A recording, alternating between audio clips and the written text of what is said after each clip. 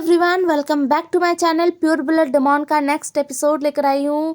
Please please channel को subscribe करना, like करना और कमेंट करके बताना ये एफएफ कैसा लग रहा है। और मुझसे पूछने के लिए थैंक यू कि मैं कैसी हूँ। मैं एकदम सही हूँ और शायद मेरा आवाज़ इधर उधर हो सकता है क्योंकि बहुत लॉन्ग वीडियो था ना कल का, इसलिए। तो चलिए शुरू करते हैं आज का एपिसोड। पिछले एपिसोड में हमने देखा था शुयांग ने सब कुछ तबाह कर दिया था, सब कुछ। सॉन्गलैंड, शाओ शिनचैन ये दोनों मर चुके थे। वी चांग से जो कि अपने आखिरी सांसें ले रहे थे, महागुरु बाओसन सरेन शुयांग को रोकने के लिए अपनी शरीर का सैक्रिफाइस कर देते हैं और उसके बाद वो महागुरु लैन ई के साथ मिलकर शुयांग को रोकते हैं। वो भी दफन माउंटेन के ऊपर एक बैरियर क्रिएट करने के बाद। वो भी बैरियर शायद कभी भी शुयांग तोड़ सकता था। शुयांग तो नहीं, शुयांग मर चुका था, लेकिन उसके अंदर जो शक्ति था ना वो इकट्ठा हो चुका था और वो बैरियर पर बार बार वार किए जा रहा था। महागुरु बाओसन सरेन और महागुरु लैन ई उस शक्ति के ऊपर और ध्यान दे पाते उससे पहले ही कांगसे सरेन ने बर्थ दे दिया था बेबी का। ये एक बॉय है। कांगसे सरेन उस पेन को सहन नहीं कर पाई थी, इसलिए वो बेहोश हो गई थी। लेकिन वी चांगसे अभी भी अपने आखिरी सांसों को गिन रहे थे। उन्होंने बहुत ही रिक्वेस्ट करते हुए बोला, प्लीज़ मदर, मेरे बच्चे को बचाइए। मैं चाहता हूँ कि वो ज़िंदा रहे। लेकिन वो बेबी कुछ भी रिस्पॉन्स नहीं कर रहा था, ना ही वो सांस ले रहा था। महागुरु बाओसन सरेन और महागुरु लैन ई समझ पा रही थी कि ये बेबी मर चुका है, लेकिन वो वी चांगसे से कुछ कह भी नहीं पा रहे थे।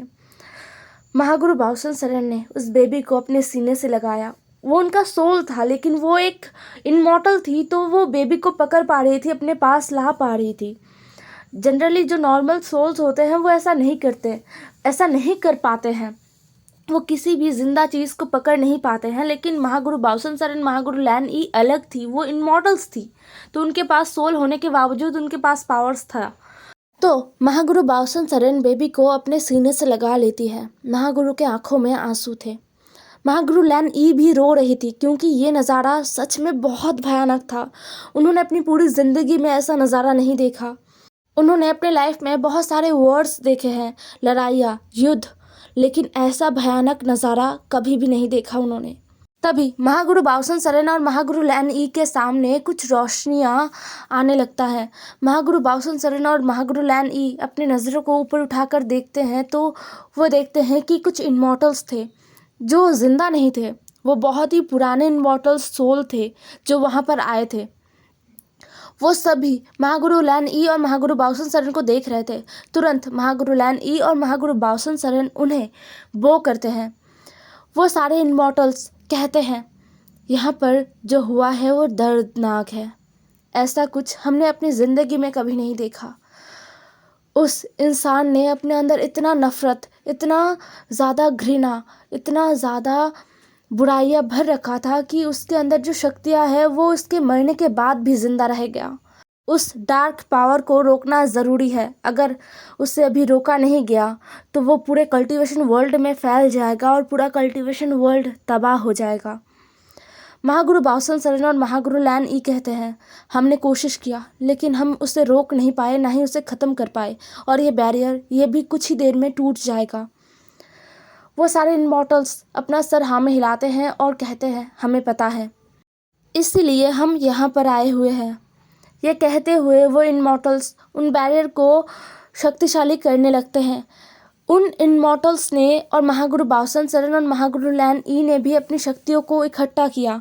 फिर से उन्होंने एक और बैरियर क्रिएट किया, जो बैरियर इस बार बहुत शक्तिशाली बना, लेकिन ये काफ़ी नहीं था। इसीलिए उन इनमॉर्टल्स ने कहा, ये शक्ति, ये डार्क एनर्जी बहुत ही पावरफुल है, इससे हम ख़त्म नहीं कर सकते हैं, क्योंकि अब हम बस एक सोल ही रह गए हैं। हमारा शक्ति चाहे जितना भी पावरफुल क्यों ना हो, लेकिन फिर भी इस डार्क एनर्जी के आगे नहीं टिक पाएगा। इसीलिए हमें कोई ऐसा चाहिए जो इस डार्क एनर्जी के खिलाफ लड़ पाए, इस डार्क पावर के खिलाफ लड़ पाए। महागुरु बाओसन सरेन कहते हैं, कैसे?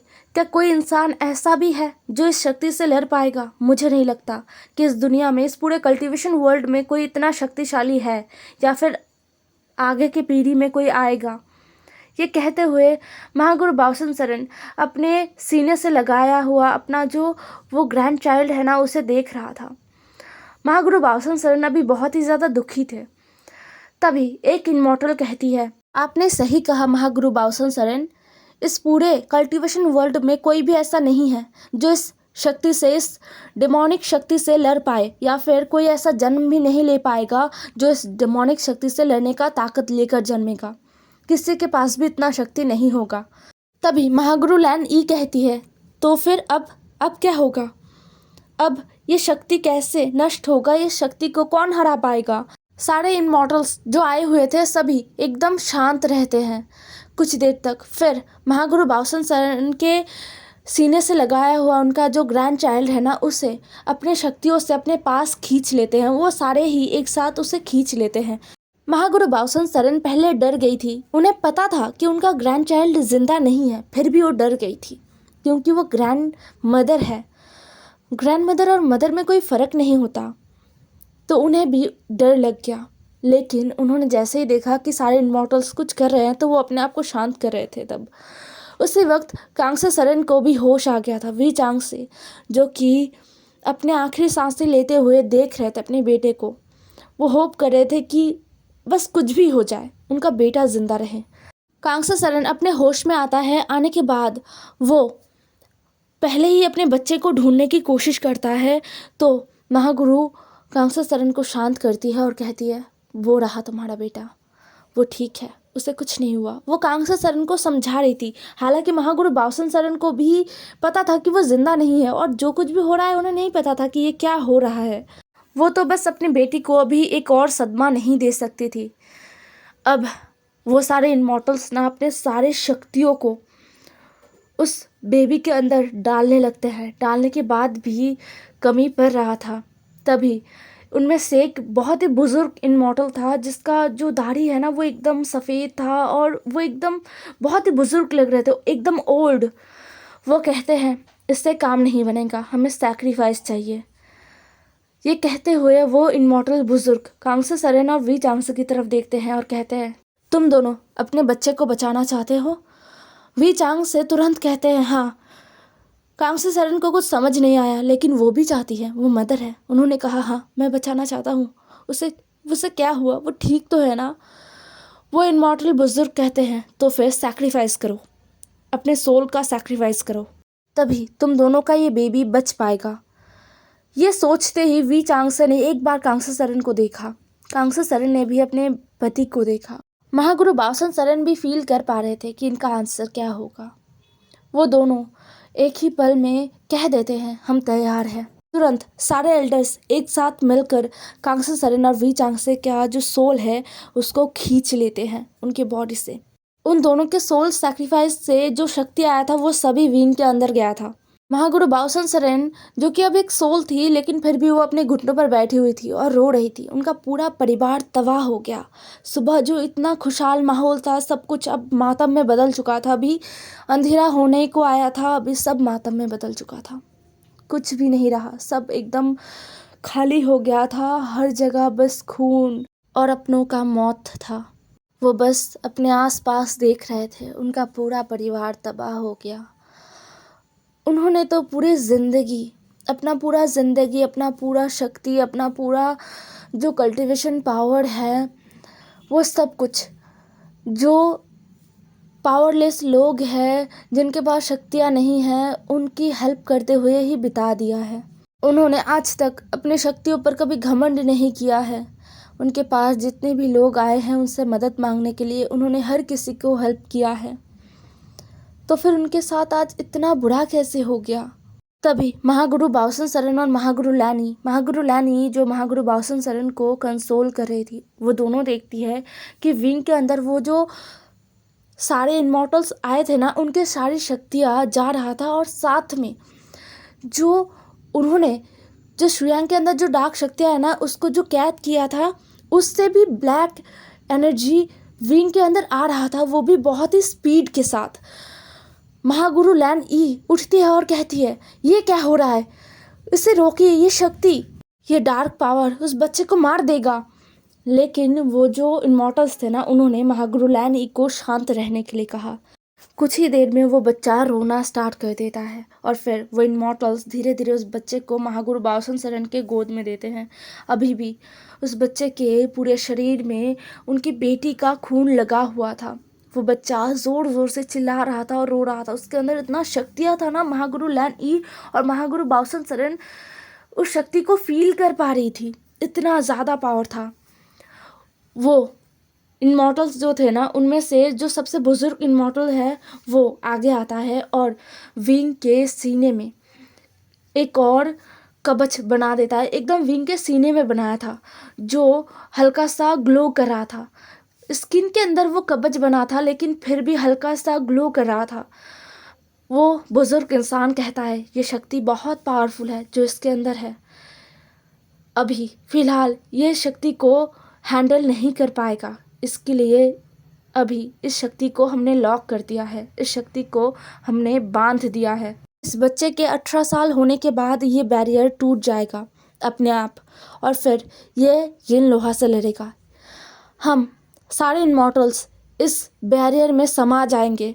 इस बैरियर को तब तक हम टूटने नहीं देंगे जब तक ये नहीं आएगा, जब तक इस बच्चे का 18 साल पूरा नहीं हो जाता और जब तक ये बच्चा खुद इस बैरियर के पास नहीं आता, तब तक ये बैरियर नहीं टूटेगा। ये कहते हुए वो सारे इमॉर्टल्स जाने लगे। उसमें से एक इमॉर्टल ना एकदम बेबी इमॉर्टल लग रहा था वो, क्योंकि वो सबसे यंगर थी। वो आती है और उसने अपने शक्तियों से एक सोल को जैसे रिलीज़ किया था। वो कांग्सा सरन का सोल था। वो कहती है तुम मदर हो, तुमने अभी अभी बर्थ दिया है, तो मैं चाहता हूँ कि तुम अपने बच्चे के साथ रहो। मुझे पता है तुम अभी अपने बच्चे के साथ नहीं रह सकते हो, लेकिन जब ये अपने 18 साल पूरा करके यहाँ पर आएगा लड़ने के लिए, तब तुम अपने बच्चे से मिल पाओगे। तब तक तुम यहीं पर रहो, लेकिन हाँ, इस बच्चे से मिलने की ज़्यादा कोशिश मत करना, इससे इस बच्चे को तकलीफ़ हो सकता है। कांग्सा सरन की आंखों में आंसू थे। उन्होंने एक डीप बो किया। वो बेबी इमॉर्टल बाकी इमॉर्टल्स के साथ जाके उस बैरियर में समा गई। वो बैरियर अब इतना मजबूत हो गया था कि अंदर जो शक्ति था वो अब कुछ भी हलचल नहीं कर पा रहा था। महागुरु लैन ई कहती है ये डार्क शक्ति, इसमें बस नफ़रत है, बुराइयां है, घृणा है। हर वो चीज़ है जो लोगों की ज़िंदगी को काला कर देगा। हर वो चीज़ है जो एक हीरे को लोहा बना देगा। इसीलिए इस शक्ति का नाम यिन लोहा हुआ। इस शक्ति को यिन लोहा बोलकर ही सब जानेंगे। एक एक करके महागुरु लैन ई सारे लोगों का जो बॉडी है, सोंगलैन, शाओ शिनचैन, वी चांगसे, कांग्सा सरन, बाओसन सरन का बॉडी जो कि उन्होंने सैक्रिफाइस किया था, वो एक इमॉर्टल थी, तो वो हवा में घुल गई थी। लेकिन इन लोगों का जो बॉडी है, इनका अंतिम क्रिया किया गया, जहाँ पर कांग्सा सरन भी थी। कांग्सा सरन बस वी चांगसे को देखे जा रही थी। उनका पूरा दुनिया चला गया है, लेकिन उन्हें अब अपने बेटे के लिए यहाँ पर रहना होगा। वी चांगसे को एक आखिरी बार देखते हुए कांग्सा सरन ने कहा, वी देखो, हमारा बेटा जिंदा हो गया है, हमारा बलिदान खाली नहीं गया है, और मैं तुमसे वादा करता हूँ कि हमारा बेटा इस यिन लोहा को हराएगा और हमारे मौत का बदला लेगा। एक एक करके सारे लोगों का अंतिम काम हो गया था। अब मिडनाइट हो गया था एकदम। फिर महागुरु लैन ई कहती है, बाओशन, तुम और कांग्से मेरे साथ रहोगे, लेकिन इस बच्चे को हम अपने साथ नहीं रख सकते हैं। हम सोल हैं, हम जिंदा नहीं हैं, और अभी इस बच्चे का पावर भी लॉक्ड है, तो ये भी हमें नहीं देख पाएगा। तो हम कैसे इसे पालेंगे? इसे किसी ऐसे इंसान को सौंप देना ज़रूरी है जो इसको पाल सके, जो इसको बड़ा कर पाए। कांग्सा सरन एक गहरी सी ब्रीथ लेती है और कहती है, मुझे पता है एक जगह। तब महागुरु बाओसन सरन कहते हैं, कौन सा जगह? कांग्सा सरन अपनी मदर को देखती है और कहती है, जियांग सेक्ट, वहाँ पर मेरा बच्चा एकदम सुरक्षित रहेगा माँ। महागुरु बाओसन सरन अब नहीं रुकती है, क्योंकि कांग्सा सरन उस बच्चे को मिल्क फीड नहीं करवा पा रही थी और वो बच्चा रोए जा रहा था, रोए जा रहा था। उसका बॉडी टेम्परेचर बढ़ रहा था, उसका हालत ख़राब हो रहा था। वो एकदम न्यू बॉर्न बेबी है। बाओसन सरन कहती है, अब इसे यहाँ पर नहीं रख सकते हम। कांग्से, अपने बेटे का नामकरण करो, इसे तुम कौन सा नाम देना चाहोगे? क्या तुम इसे मेरा नाम दोगे? कांग्से सरन ने अपना सर ना में हिलाया और बोला, नहीं मदर, इसे वी का नाम मिलना चाहिए। ये वी का बेटा है, वी और मेरा बेटा है। इसका नाम वी वुशियान होगा, वी वुशियान। ये कहते हुए कांग्से सरन अपने बेटे को टच करने की कोशिश करती है, लेकिन वो नहीं कर पाती है क्योंकि वो इमॉर्टल नहीं है। वो अपने बच्चे को टच नहीं कर पा रही थी। बाओसन सरन और महागुरु लैन ई विंग को टच कर पा रही थी, लेकिन कांग्से सरन नहीं कर पा रही थी। उन्हें बहुत दुख पहुंच रहा था।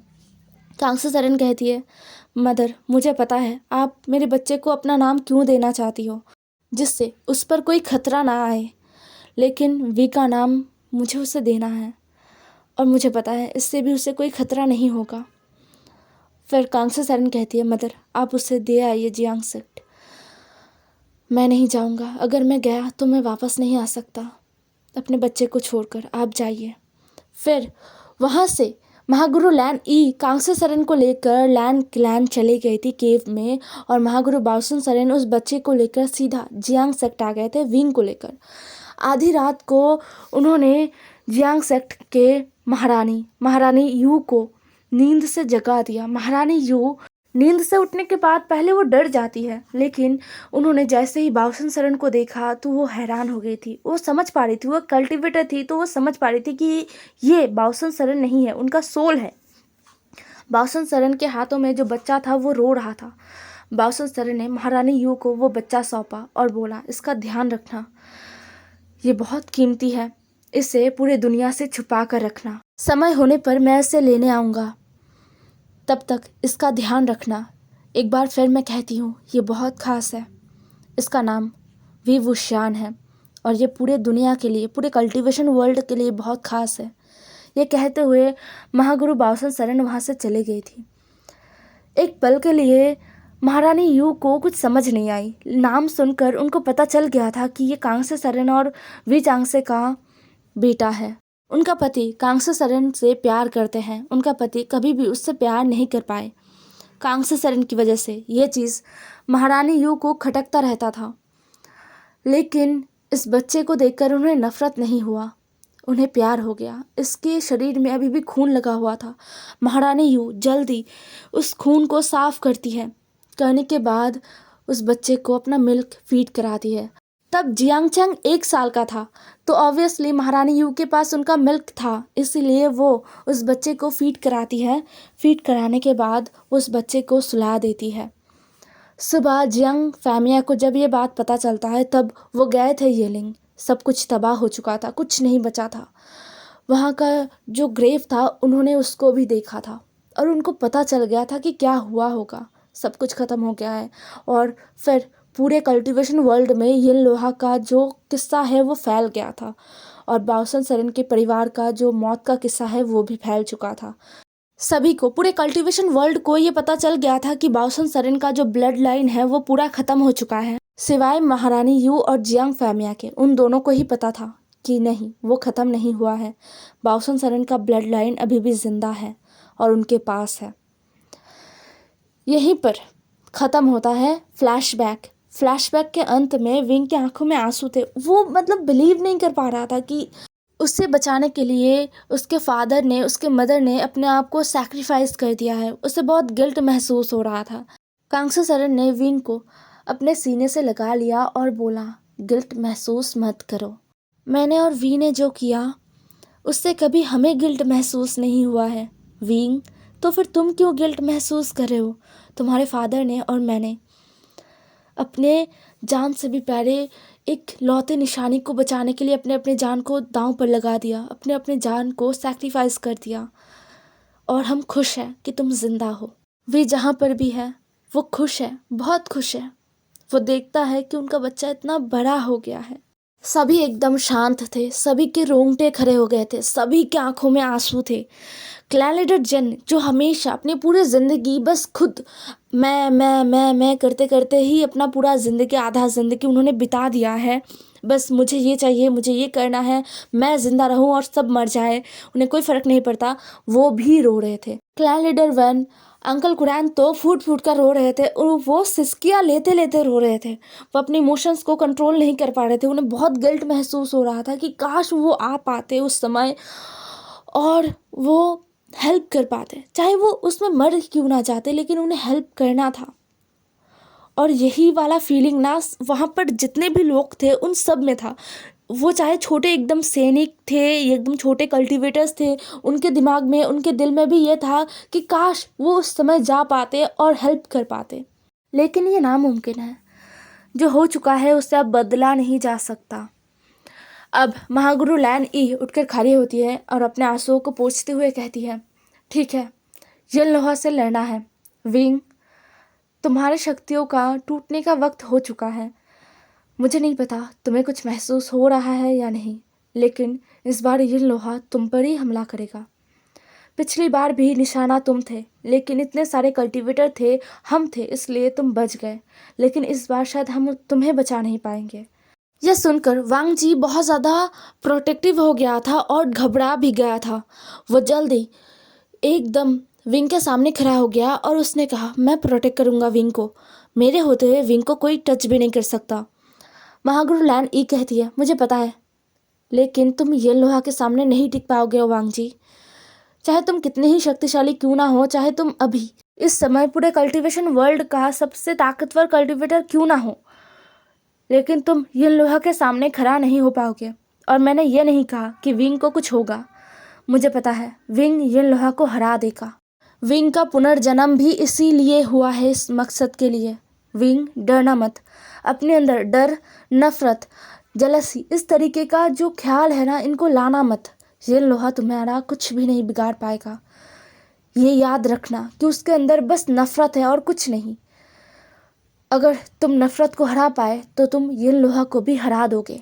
विंग हकलाने लगा था। वो कहता है, मैं तो कल्टीवेटर भी नहीं हूँ, मुझे लड़ना नहीं आता।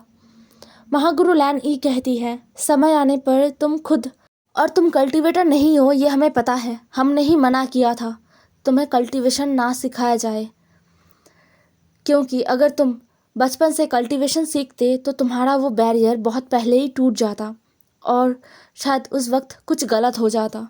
जियांग फैमिया ने महारानी यू की तरफ देखा। महारानी यू कहती है, हाँ, विंग के 3 साल होने के बाद मेरे पास महागुरु लैन ई आई थी। उन्होंने मुझसे कहा कि मैं विंग को कल्टीवेशन स्किल्स ना सिखाऊं, विंग को कल्टीवेशन से दूर रखूं। इसीलिए मैंने कभी भी विंग को कल्टीवेटर बनने नहीं दिया, कल्टीवेट नहीं करने दिया। जियांग फैमिया को थोड़ा गिल्ट महसूस हो रहा था, क्योंकि उस वक्त जियांग फैमिया महारानी यू पर बहुत ज़्यादा भड़क गए थे। उन्होंने बहुत ज़्यादा भला बुरा कहा था कि तुम बस कांस्य शरण से जलती हो, इसलिए तुम एक मासूम बच्चे का ज़िंदगी बर्बाद कर रहे हो। वो एक ओमेगा है, अगर वो कल्टीवेशन ना सीखेगा तो वो अपने आप को कैसे प्रोटेक्ट कर पाएगा। लेकिन महारानी यू एकदम डट गई थी, एकदम अड़ गई थी। उन्होंने कहा कि नहीं, विंग कल्टीवेशन नहीं सीखेगा। जियांग फैमिया ये सब कुछ सोचते हुए बहुत ज़्यादा गिल्ट में थी। तभी एक बार फिर अंधेरा हो चुका था, सूरज डूब चुका था, सारे लोग अपने अपने ख्यालों में खोए हुए थे। कोई भी अभी भी उस स्टेज से बाहर नहीं आ पाए थे। सभी के दिमाग में अभी भी बाओसन सरेन का जो परिवार है वही घूमे जा रहा था, उनका दर्दनाक जो कहानी है वही घूमे जा रहा था। सब ऐसे एक माहौल में थे ना, वहाँ पर एक मातम का माहौल बन गया था। लेकिन इस मातम के माहौल को और भी ज़्यादा बढ़ाने के लिए किसी को तो आना पड़ेगा। वो यिनलुआ था। वो एक बार फिर से आया और एक बार फिर से पूरे दफन माउंटेन के आसपास ब्लैक स्मोक भर गए थे। लेकिन इस बार हैरानी की बात यह था कि किसी को भी तकलीफ नहीं हो रहा था। जो कल्टीवेटर्स थे ना, उन्हें बिल्कुल भी परेशानी नहीं हो रहा था सांस लेने में, उनको कुछ नहीं हो रहा था। इस बार विंग को थोड़ा दबाव महसूस हो रहा था अपने ऊपर। विंग का पूरा शरीर भारी हो रहा था। विंग ने वांग जी का हाथ पकड़ लिया। उसे पेन हो रहा था अपने दिल में, क्योंकि इस बार पूरा जो शक्ति है वो यिनलुआ विंग के ऊपर, विंग को कंट्रोल करने में लगा दे रहा था। वो विंग को कंट्रोल करना चाहता था। विंग के अंदर जो पावर है ना, अगर वो मिल जाए तो यिनलुआ दुगना पावरफुल बन जाएगा। जितना पावरफुल वो अभी है उससे दुगना पावर उससे मिल जाएगा। शुरुआत में ही विंग उसका टारगेट था, लेकिन उसने सोचा कि वो सबको मार देगा और विंग को भी मार देगा, बट ये हो नहीं पाया, उसे भागना पड़ा। इस बार यिनलुआ ये गलती नहीं करेगा। वो अपनी शक्तियों को फैलाया गया नहीं, अपनी शक्तियों को ज़ाया नहीं करेगा। उसका टारगेट बस विंग है। महागुरु बाओसन सरेन को समझ आ गया। महागुरु बाउसन सरन यन लोहा पर हमला करते हैं। इस बार यन लोहा ज़रूरत से ज़्यादा शक्तिशाली था। पिछली बार यन लोहा ने बैरियर को तोड़ा था और फिर उसने अपनी शक्तियों को पूरे कल्टीवेशन वर्ल्ड में फैला दिया था, इसलिए वो कमज़ोर था। लेकिन इस बार वो ऐसा कुछ नहीं कर रहा था। उसका मेन टारगेट विंग था। वांग जी कहता है, विंग क्या हो रहा है? विंग अपने घुटनों पर बैठ गया था। वो गहरा गहरा ब्रीथ ले रहा था। यही सब चल रहा था। उसी बीच एक सैनिक अचानक से, उसे पता नहीं क्या हुआ, उसका पूरा शरीर एकदम हवा में उठ गया और उसके अंदर से इतना ज़्यादा पावरफुल ऑरा निकल रहा था और डार्क ऑरा था कि आसपास जितने भी सैनिक थे वो सभी जख्मी हो गए। वो सभी ज़मीन पर गिर गए थे और दूर दूर एकदम छटक के चले गए थे। सभी को ये देखकर समझ में आ गया था कि इस बार यन लोहा ने इस सैनिक को अपने कंट्रोल में कर लिया है। पिछली बार जैसे वन चाओ को किया था, इस बार इस सैनिक को किया है। वह सैनिक अब उड़ के यन लोहा जहाँ पर था ना वहाँ पर चला जाता है और यन लोहा जैसे उस सैनिक के पूरे शरीर को एकदम जकड़ लिया था। फिर वह सैनिक बोलता है, मतलब अब यन लोहा उस सैनिक के थ्रू बोलता है, तुम मुझे मिले, सच में तुम मुझे मिले। मुझे तो लगा था कि मैं तुम्हें मिल ही नहीं पाऊँगा और मैं आज़ाद हो जाऊँगा, लेकिन उन इनमॉर्टल्स ने जैसे भविष्यवाणी किया था वैसे ही तुम मुझे मिले। तुम्हारे 18 साल होने के बाद ही तुम मुझे मिले। अब मैं तुम्हें मारूंगा और तुम्हारे अंदर से जितना भी शक्तियाँ है उसे अपने अंदर ले लूँगा। उसके बाद मुझे इस दुनिया में कोई भी रोक नहीं पाएगा। हाँ, तुम्हारे अंदर मेरे भी शक्तियाँ हैं। महागुरु बाउसन सरन, महागुरु लैन ई विंग के सामने आ गए थे। अंकल कुरैन अपना तलवार निकाल लेते हैं। जियांग फैमिया ने भी अपनी तलवार को निकाल लिया था। महारानी यू ने अपने जीडियन को निकाल लिया था। अब बस उन्हें डरना नहीं है, उन्हें लड़ना है। यन लोहा से लड़ना है। फिर चाहे आखिरी में उनका मौत ही क्यों ना आ जाए, पूरा कल्टीवेशन वर्ल्ड ख़त्म ही क्यों ना हो जाए। बहुत हो गया, बहुत वो सब डर डर के जी लिया है उन लोगों ने, लेकिन अब नहीं। अब ये हद से ज़्यादा बढ़ चुका है। इस बार वो मरेंगे या मारेंगे, यही सोचते हुए सब ने अपने अपने तलवारों को निकाल लिया था। जो जख्मी थे ना, उन्होंने भी अपने हथियार उठा लिया था यन लोहा से लड़ने के लिए। यन लोहा का जो पपेट है ना, वो सब दफन माउंटेन से उतर के नीचे आ रहे थे और वो संख्या में इतने ज़्यादा थे, सब देखकर हैरान हो गए थे एक पल के लिए, लेकिन दूसरे ही पल अपने आप को संभाल लिया था। वांग जी ने विंग को देखा, जिसे कांगसा सरन ने अपने आगोश में ले लिया था। अब वांग जी उठता है, अपने बिचिन को निकालता है और कहता है, तुम्हें विंग चाहिए ना, तुम मुझसे लड़ो पहले। ये कहते हुए वांग जी सबसे आगे गया। वहाँ पर पल में ही जंग छिड़ गया था। सारे जो वेंस थे ना, वो उनमें बहुत ज़्यादा बुजुर्ग इंसान थे, लेकिन वो भी लड़ रहे थे पपेट्स से। वो भी डट कर उन पपेट्स का सामना कर रहे थे। हर तरफ लड़ाई हो रहा था। कहीं जो सैनिक है वो मर रहे थे, तो कहीं पपेट्स जो ख़त्म हो रहे थे। वांग जी, बाउसन सरन, महागुरु लैन ई, जियांग फैमिया, मास्टर लैन, जितने भी बड़े कल्टीवेटर्स थे ना, निये मेंचू, लैन शिचैन, सभी एक साथ यन लोहा से लड़ रहे थे, लेकिन वो लड़ नहीं पा रहे थे। वो जैसे अपना ताकत खो रहे थे। वो जितना यन लोहा से लड़ रहे थे, उतना ही अपने अंदर से शक्तियाँ वो खो रहे थे, लेकिन वो हार नहीं मानेंगे, वो हार नहीं मान सकते। यन लोहा जो कि इस एक नया शरीर में आ चुका था, वो हंसते हुए कहता है, तुम लोग मुझसे लड़ोगे? सच में लड़ो, मैं भी चाहता हूँ। मुझसे लड़ो तुम लोग, मुझे और भी ज़्यादा शक्तिशाली करो, एकदम पहले की तरह। हर तरफ चीखने चिल्लाने का आवाज़ था, हर तरफ। तभी विंग के ऊपर एक पपेट हमला करने वाला था। वहाँ पर कांगसा सरन थे विंग का हेल्प करने के लिए, लेकिन वो कुछ करती उससे पहले वन चिंग ने उस पपेट को ख़त्म कर दिया। वन चिंग नीचे बैठी। कांगसा सरन विंग से थोड़ा अलग हो गई थी। वन चिंग ने विंग का फेस उठाया और बोला, विंग, मेरे आँखों में देखो, डरो मत, कुछ भी नहीं होगा। तुम्हारे पास पावर है, उसे फील करने की कोशिश करो, जैसे कि महागुरु लैन ई ने कहा। कोशिश करो विंग, बस तुम ही हो जो सबको बचा सकते हैं, बस तुम हो। अब अगर तुमने कोशिश नहीं किया तो सब मर जाएंगे, सब के सब मर जाएंगे और ये लोहा जीत जाएगा, बुराई जीत जाएगा। हमेशा ऑनेस्टी का जीत होता है और बुराई का हार होता है। तुम कभी भी इसे बदल नहीं सकते। उठो, हिम्मत करो। विंग वन चिंग से अपना हाथ छुड़ा लेता है और कहता है, वन चिंग, पागल मत बनो। विंग और कुछ कह पाता उससे पहले ही उसने देखा कि ये लोहा ने वांग जी को चोट पहुंचा दिया है, वांग जी को घायल कर दिया है। वांग जी ऊपर आसमान से जो आसमान में अपनी तलवार पर फ्लाई करके अपने गुचिन से लड़ रहा था यन लोहा से, उसे आसमान से नीचे फेंक दिया गया है, वो भी इतने ज़ोर से कि वहाँ पर गड्ढा बन गया है जहाँ पर वांग जी गिरा था। विंग अब आओ देखता है ना ताओ, उसे अब नहीं दिख रहा था कि यहाँ पर क्या हो रहा है क्या नहीं हो रहा है। उसने अपने मदर को भी छोड़ दिया। वो दौड़ के वांग जी के पास जाता है और रोने लगता है, वांग जी को उठाने लगता है, लेकिन वांग जी नहीं उठता। वांग जी के पूरे मुंह से ब्लड निकल रहा था। वांग जी का बैक एकदम बहुत बुरी तरीके से जख्मी हो गया था। विंग का पूरा शरीर एकदम जम गया वांग जी को ऐसे देखकर। उसे गुस्सा आया, उसे अब डर नहीं लग रहा था वांग जी को ऐसे देखकर। उसने यन लोहा को देखा। यन लोहा कहता है, हाँ गुस्सा हो जाओ, मैंने तुम्हारे प्यार को मार दिया है, वो मर जाएगा, वो जिंदा नहीं रहेगा। उसके अंदर अब शक्तियाँ भी नहीं बचा है क्योंकि मैंने सब शक कर लिया है। यन लोहा हंस रहा था और ये सब कह रहा था।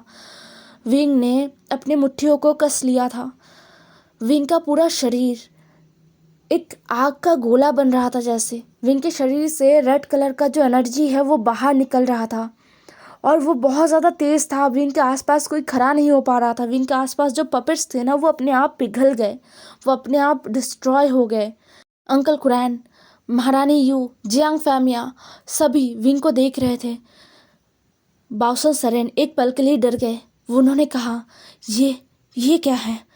विंग के अंदर ये नफ़रत। महागुरु लैन ई कहती है, नहीं बाउसन, ये नफ़रत नहीं है, ये गुस्सा है। विंग का जो आइज़ है वो पूरा डार्क रेड कलर का हो गया था। विंग वांग जी का हाथ जो उसने अभी तक पकड़ा हुआ था उसको छोड़ देता है और वो उठकर खड़ा हो जाता है। वो धीरे धीरे हवा में उठ रहा था, बिना किसी तलवार के, बिना किसी स्पिरिचुअल हथियार के वो हवा में उठ गया था। वो ये लोहा की तरफ देखता है और कहता है, तुमने सब खत्म कर दिया, तुमने मेरा परिवार मुझसे छीन लिया। तुम्हारी वजह से मैंने अपने फादर को नहीं देखा, मुझे पता ही नहीं कि वो कैसे दिखते थे।